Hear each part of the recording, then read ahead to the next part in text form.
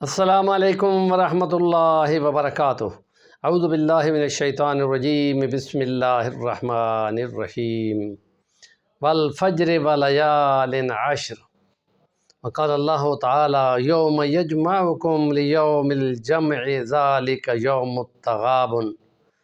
صدق اللہ العظیم۔ رب اشرح لی صدری ویسر لی امری واحلل عقدۃ من لسانی یفقہوا قولی۔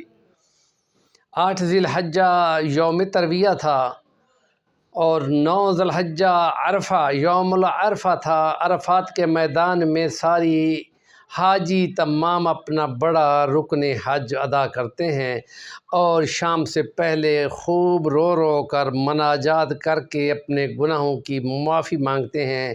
اکیلے میں اور گروپ بن کر کوئی نہ کوئی عالم ان سے دعا کروا رہا ہے اور تمام لوگ رو رو کر آمین کہتے ہیں، اور اللہ پاک اس مرحلے میں انسانوں پہ بہت خوش ہوتا ہے۔ حدیث کے مطابق اتنی بخشش ہوتی ہے کہ جتنی جانوروں کے جسم پہ بال ہوتے ہیں اس سے بھی زیادہ تعداد میں انسانوں کی بخشش کا اعلان فرماتا ہے۔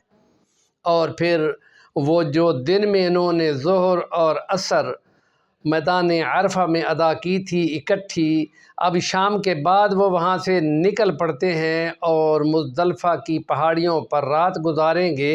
قیامت کا منظر ان کو نظر آئے گا اور بغیر مرتبے اور مقام اور سب کچھ کے تمام کو زمین پہ ایسی ننگی زمین پہ لیٹنا ہوگا اور رات کا ٹائم گزارنا ہوگا آرام کے ساتھ۔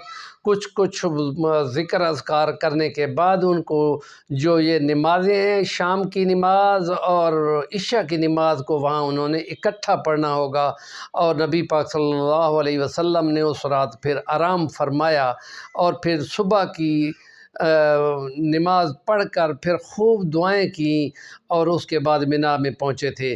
گویا کہ یہ ایک مرحلہ ہے کہ جس میں وہاں پہ پہنچ کر یہ مناظر جو ہیں تو بہت مشقت طلب، اور اس لیے اس میں نبی پاک صلی اللہ علیہ وسلم نے روزہ رکھنے سے منع فرمایا کہ جب مشقت ہوگی تو اس مشقت میں بوجھ نہ پڑے امت کے ان توبہ کرنے والوں، عبادت کرنے والوں کو۔ تو اس لیے نبی کریم صلی اللہ علیہ وسلم نے بھی اس رات میں کوئی نفل نہیں پڑھے اور آرام فرمایا۔ ذکر اذکار ضرور کریں لیکن جہاں جگہ ملتی ہے وہ وہاں پہ لیٹ جاتے ہیں، فیملیوں کے ساتھ، بچوں کے ساتھ، بوڑھوں کے ساتھ، اور کھلی زمین پہ وہاں رات گزارتے ہیں اور قیامت کا منظر سامنے ہوتا ہے۔ آج زمین کے اوپر ہیں تو کل انہوں نے اپنی قبروں میں زمین کے اندر ہونا ہے۔ منہا خلقناکم وفیہا نعیدکم ومنہا نخرجکم تارۃ اخری فیہا تحیون وفیہا تموتون ومنہا تخرجون۔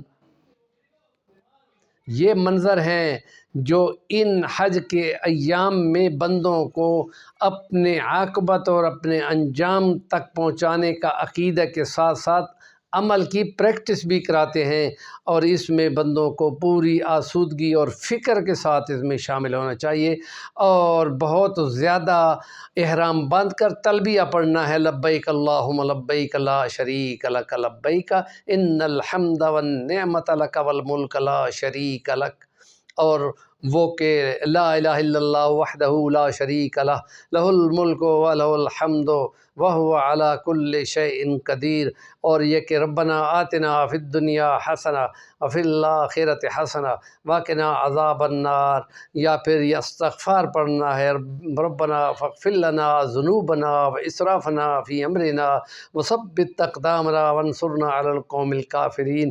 یہ عبادات، یہ مناجات ہیں جو بہت زیادہ کرنی ہیں، اور یہ اللہ کے یہاں بہت زیادہ پسندیدہ ہیں۔ ہمارے چینل کا نام ہے صفی الوانی، ضرور سبسکرائب کریں اور کام کی بات کا کمنٹ دیا کریں۔